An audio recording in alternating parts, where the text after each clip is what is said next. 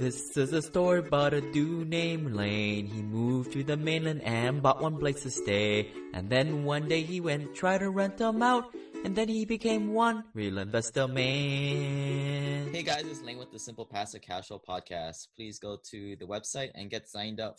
Today I have Jason Yarusi. How's it going, Jason? It's going great. Thank you so much for having me. We are both podcasters, and your podcast is the REI Foundation, correct? Yeah, the REI Foundation. It's with myself and my lovely wife, Pili, who makes the show actually happen. I just sit there and try not to stumble on my words, as you can imagine. Yeah, so we're doing the same path. We came from a little bit different place, but it seems like I wanted to get you on the line and tell your story a little bit. We'll start off with the first question that we asked everybody here, just to get a sense of where you're at. How much simple passive cash flow are you making today, and how you're doing it? We've tried a number of different avenues, and as we've grown in our business, we've found that larger multifamily investing is the direction we want to go to. So we actually sold off all of our smaller properties, minus we have a couple beach rentals that we're doing for Airbnb that we still have, just for the anticipation that we wanted to go larger for the economies of scale. So for that, we've had in our mind that we took a hit on just the income we had coming in monthly, but the bigger picture in mind was to go larger, where we could grasp pretty quickly on regaining what we had and grow that exponentially. So right now we have, I think it's about $6,800 a month coming in passive income. So take us back to where you started. Yeah, we born and raised in family construction business. And of course, my dad always liked to take things to the next level. So started as way back in the day, he had a large framing crew, and he just saw that, of course, that was a pretty easy entry point, and he was getting a lot of requests for oddly new supports in housing, or foundation supports, or correcting foundations, and even moving buildings. And so about 40 so years ago, my father jumped into the house lifting and building moving aspect. So that was my first hands-on approach of working with houses when I was growing up. And for that, it was always very involved work, very, very, every day, long days, you have to do it till you get done. There's no easy day in there. And I just said, man, there has to be another way that we can bring in income and not be beating ourselves to the end of the day of just getting to the end of the day. And that's where we started talking about real estate, and we took some steps into slowly finding out more, looking on sites like BiggerPockets that really are great aggregators for all kinds of data and all kinds of information about investing. And from that, brought a property and used the house lifting to the advantage for adding square footage, but used that to actually help us getting to flipping. And that was the first start. And then we moved into some smaller rentals that have been predominantly out of state. And from there, continued our flipping business here in New Jersey, and grew that into saying, well, man, these rentals are actually working out pretty darn well. What if we could replicate this on a larger scale? And that's where we took the leap to jump into large apartment building investing. So a lot of people will contact me and they'll be like, well, I don't have that $25,000 to do a turnkey rental or a rental anywhere, in fact. And I guess you came in from the actually doing the work and flipping the house. A lot of people, even though they are engineers or, lawyers, they have this itch to buy a property and do some value add to it. And what was your thoughts back then when you were just starting out? Did you have the financial liquidity to go out and acquire a home just off the bat, or did you need hard lending? I've done a bunch of different things, because as you grow into it, and I had some cash put aside through other businesses and a business I had sold, and just other things I had been doing. So we actually did the first one in cash, and I learned quickly after that, doing a couple more of that route, that leverage was a friend of ours, and to basically go out there and do cash for everything, it can leave you pretty tight and dry in a lot of different ways. So as we've progressed, I've done private money, I've done hard money, I've done traditional loans where they've worked out, and bridge loans when it's into some of these transitional properties, and just found at least more of the debt that now will work for the property, instead of finding a property and assuming that and thinking first what debt would be on it, if that makes sense. it's kind of a chicken and egg thing, right? Like you can't really get Correct. the hard money lending at the low teens costs of money until you have a track record, but you don't really know what you're doing until you have a track record.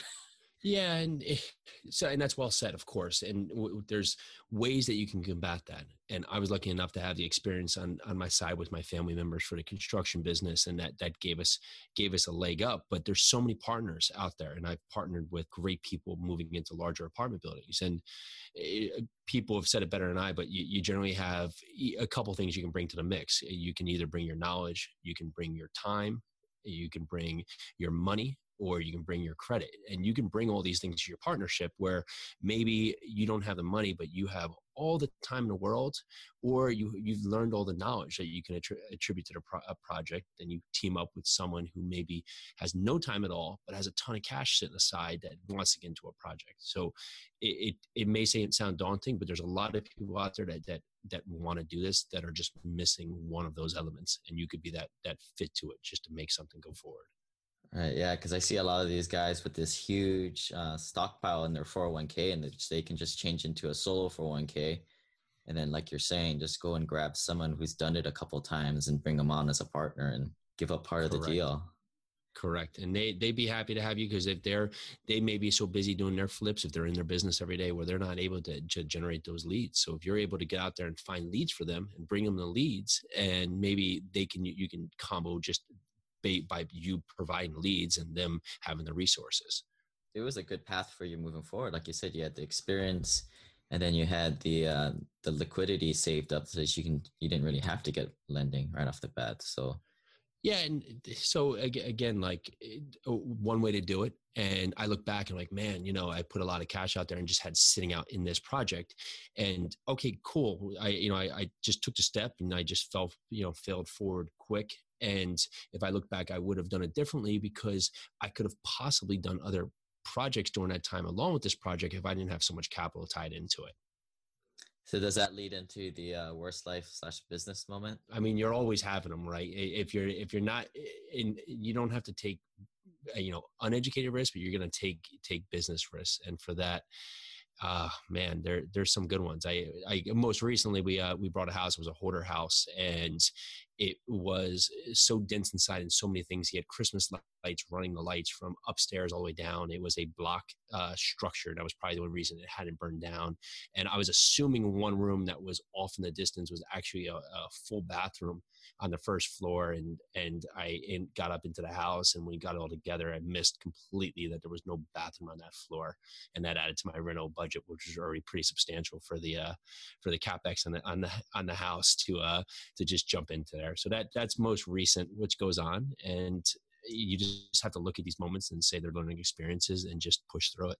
Anything in the very beginning that went wrong that, right now, you've built systems and that these things are going to come. But I can imagine when you're putting all that money down in your first flip that, there were probably some rocky thoughts roll into your mind that maybe I shouldn't have done this, or maybe I should just be a lender. The biggest thing for that was, I'll say this, was not making a quick decision. And for us, we sat in that first property where it could have been a 4 to 5 month turn. We made it like a 7 to 9 month turn, just for the simple fact that we kept going on that, do we wait and try and get it through a subdivision, or maybe we should add a level to it, or maybe we should just fix it up for a rental, or maybe if we knock it down in new construction. We wasted so much time with our capital just basically stuck in a project. And that decision time, when people start doing projects, will just absolutely destroy you if you're not quick on the decision and moving forward. Because whatever path we took, we already lost all that time of holding costs and utilities, taxes, everything else that's basically been chewed up for that project while we were sitting there just trying to serve the best use with the property. Take me down this process of you got good at this. How many projects did you do, and how much time elapsed until you realized that to go into the multifamilies? So we've been doing this, really, it's about the last 3.5 years. And so I learned pretty quickly I wanted to move into larger, because flipping is good and we still do it today, but it's just basically a job that you have to keep replicating. Now, that it's fun. It can bring you a lot of cash flow, and our projects generally are much larger projects. Our timelines are, we find our niche is adding value within adding square footage or adding some element to a property to bring more value, because the cost to build here is cheaper than the resale cost that we have in our towns. And usually our median prices, depending across the towns we're in right now, is anywhere from 550,000 up to the low millions. So that's been our target, to really add square footage and capitalize on that resale price. Was it at a certain point, I got this much saved up, and did you double your money or something like that, that you started to think about the bigger and different projects? We started thinking about it, and I just really went out there and tried to learn everything I could about investing in larger apartment buildings. Because you think about it like, okay, I've brought a duplex, I've brought a triplex, but here I am, I'm going to buy 100 units. Well, no, that's not possible. How could I possibly do something like that? And it really became real when I started meeting people and talking to more people and just seeing, everyday people doing this, because they put a process and put steps in place to be able to accomplish this. So I took the time to really educate myself, probably over I'd have to say at least over a year of just educating myself before I even took some of those initial steps. And one of those things that stood out is I have a really good friend who grew up went to high school with, and he's worked in commercial real estate for 14 years. And we were just hanging out, having a barbecue at his house. And I was just talking to him about what I was doing and that I just wanted to move in a larger apartment building. So he was like, I have been thinking the same thing. And that just started both of us having our mindset and our blinders on and just going full speed ahead about building that out, learning all the steps, putting together the team, focusing on the markets, and from there, meeting people in the market, transitioning into offering on properties, and then finally getting an offer accepted. Did you have a partner? Because I guess I haven't really talked about on this podcast too much, but there's a whole world of key principles, Fannie Mae experience, Fannie Mae cars, or whatever you call it. I've learned that big thing is having that experience to guide you through it. Did you have anybody guiding you guys along the way to pick up that 100 unit? Yeah, what I did is I went out there and found mentors. I wanted to find people who were actively doing this, because sure, possibly I could find out how to do this, and maybe 2-3 years down the road I could find out how to get into a large apartment building. But why not see other people having this success, and how can I replicate their process and put it together in my market? And so I went out there and found mentors, and that's something that you can find this in all different spots. You can find this, there's bunch of people online talking about what they're doing. There's people in other markets talking about what they're doing. There's people locally who, I guarantee you, there's people that are right under your nose that are actually out there buying large apartment buildings. You can go to RIAs. There's all kinds of people. And that what it took for me to find these mentors is I just had to start talking about what I wanted to do and what I was looking to do. And that brought out this whole new level of getting into larger apartment investing. Thing I see people doing that is a big problem, I think, in their approach is, they go up to these guys and they just ask them to partner with them, and they don't lead with the value. With you starting off, what was kind of your pitch? How were you going to help the team? I was open to do anything, because at some point I didn't even know what the steps were. So I was open to really reach out there and learn a market that they hadn't ventured into yet, and learn why that market may be serviceable or not. And then also for there, meet different people, because if you're investing out of state, one of the most important things is not only know your market, make sure you have the right metrics, but also have the team there. So when you do get into a property, you're set up with, whether it's third-party management or your maintenance guys or anything that you need locally, you've already made those connections. You're not behind the eight ball trying to find those team members when due diligence is ticking away. Not being one of the big boys in investing quite yet, aka the accredited investor in the eyes of the SEC, it's tough to find good options for investing. But then I started investing in the American Homeowner Preservation Fund, or AHP Fund, which is crowdfunding the mortgage crisis in America. The fund collaborates with existing homeowners to keep them in their homes. It's a way to make great returns while feeling good about making a social impact. After investing myself in the fund, it was awesome when they approached me to become an advertiser of the company. You can start investing with as little as $100, and if you want the free Burn Zone book, please send me an email to lane@simplepassivecashflow.com. Now that you've got your foot in the door, which is probably the hardest part of the multifamily thing, is like, what's your simple passive cash flow that you're heading off to now? What's the next goal? Where am I trying to get to? Yeah. My goal is $100,000 per month of passive cash flow. And it's going to take quite a lot of property, but it's going to be an aggressive buying strategy.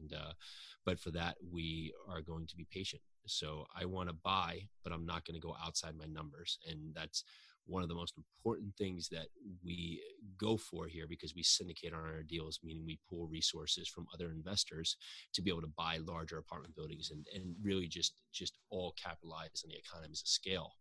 And for that, I want to make sure that when I'm taking on or bringing in other people's investments, that we're putting in all the due diligence and all the necessary pre-work. So their money, of course, nothing in life is ever guaranteed, but we've done everything we can to make this the best possible investment for them, because we've run all the numbers to the tightest spot. And we're not trying to cheat any of these numbers to make them work.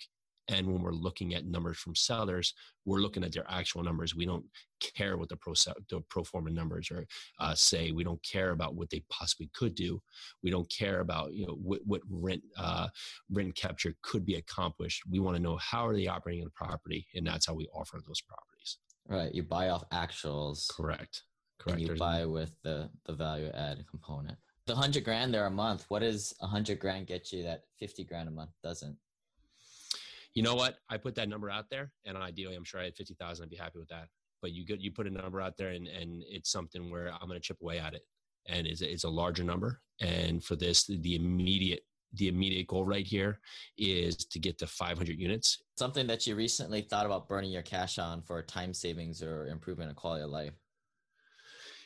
Personally, or for the business? I guess both. I mean, one helps you in the other, right? We, after closing on the 94 unit, we actually just got an LOI accepted on another property. We've had a lot of deals come across our desk. And so that's exciting, but we also don't want to have the shiny object syndrome and just jumping the stuff that we don't want to fully understand or don't fully understand, especially some of these markets as markets start to really tighten up as it is right now. So we've brought on basically an analyst, and the analyst that we have a couple different ways that we can pay them out in the deal and keep them in the deal and help them with the cause. But we're hoping they can at least use our framework to give us that first step, whether the property is worth looking into further. Something you've changed your mind on recently or in the last few years? Oh, if my wife was here, she would give you everything. I try not to flip flop too much, but I flip flop a lot, and I pivot quickly, and I've learned that's just massively important.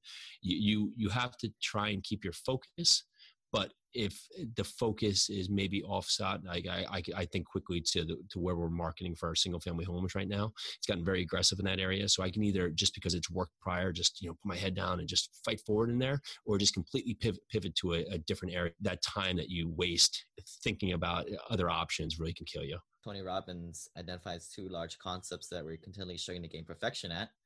The first is the art of fulfillment, and the second is the science of achievement. So Jason, if you are no longer around tomorrow or next week, and we're to email this in the future to your kids who'd actually listen to you at that time, first, what's your secret hack to the science of achievement? Any habits or morning rituals? I've started a couple of years ago, probably about a year and a half ago, to get up early and meditate. And I'm probably successful about doing that about 65 to 70% of the week. And running. And I find with all the different things going on, this allows me to at least start the day on a similar footprint, because the day can, especially with all the technology in front of us and Facebook or all these other marketing platforms, you can get crushed with your day from the second you get up. And I found if I can just take a couple moments for myself to at least give my mindset that moment of clarity before the day just goes crazy, it's really allowed me to transform my thoughts and my behaviors. It's a little easier on the East Coast there. I know when I'm waking up in Hawaii, most people are pretty much done with their day and have filled my inbox up with emails. Yeah, it's of course, as we spoke about, my wife's from Hawaii, so we can go to visit her family. The plus and minus, I try and get up at like 2 or 2:30 to knock out work as it's going actively here. But by the time it gets to 11 o'clock in Hawaiian time, I have no one bothering me for the rest of the day out on the East Coast, which is usually pretty great. So I get a whole day of just calm. So what is your secret or hack to the art fulfillment that you guys contribute back? it's got to be focused. And it's something I fail at constantly. But if you can focus on where you want to be and focus wholeheartedly on where you want to get to, I guarantee you'll get there. But it's all these things that come across our board, and all these things that pop up on our phone, and all these phone calls, and all these text messages, and all these different things that can take you off of your moment of where you're actually going, that disrupt a lot of people from actually getting to your goals. But the people I see around me that are successful, they focused on where they want to be, and they're getting there, where they've gotten there. All right, Jason, anything we miss? Let me get your contact information out there, and maybe tell people where you're focusing on finding your deals. Finding deals? I actually, I'll give a little hack on that. We started a meetup here in New Jersey, and we've been trying everything to find off-market deals, because the broker deals coming across right now, that they're so looked over that it's just been so aggressive, and the numbers haven't worked. Somebody said, well, have you called people out of the newspaper that might be just landlords? And I was like, that's a great idea.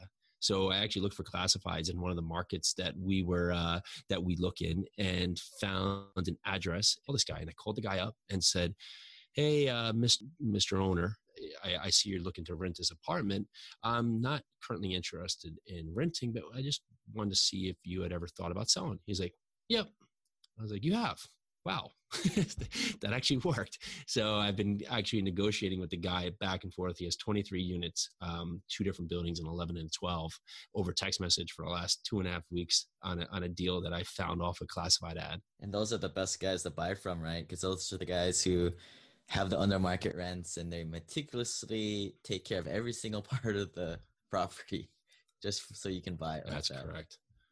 Yeah, amazing, right? But just something like that, I was like, man, I can't believe that worked. But that was a great little hack, that if you're just saying I can't find deals and you're just looking online, well, pick up the phone, call people, because people are probably tired of, especially if you're an owner of a property and you're having a hard time renting it. Maybe you just had an eviction, and you get that call from one of your listeners is saying, hey, listen, I want to buy your property. They're probably going to exhale and say, oh, I hadn't even thought about selling because I've been so worried about everything going on. But yeah, I do want to sell. What's your email or URL you want to give out? Sure. Yeah. Anybody can reach out for me at Jason@Yarusi, YARUSI holdings.com. You also check us out at the REI Foundation podcast with Peely and myself. And I really appreciate you having me on today. It's been great. All right. Well, appreciate Jason. And make sure you guys tell your friends about the podcast, because when you guys are having all the simple passive cash flow and having lunch in the middle of the day by yourself, you're going to be kicking yourself that you didn't bring people along with you. So I'll talk to you guys later. Bye. This website offers very general information concerning real estate for investment purposes. Every investor situation is unique. Always seek the services of licensed third-party appraisers and inspectors to verify the value and condition of any property you intend to purchase. Use the services of professional title and escrow companies and licensed tax, investment, and or legal advisor before relying on any information contained herein. Information is not guaranteed, as in every investment there is risk. The content found here is just my opinion, and things change, and I reserve the right to change my mind. Above all else, do your own analysis and think for yourself, because in the end, you are the only person who is going to look out for your best interests.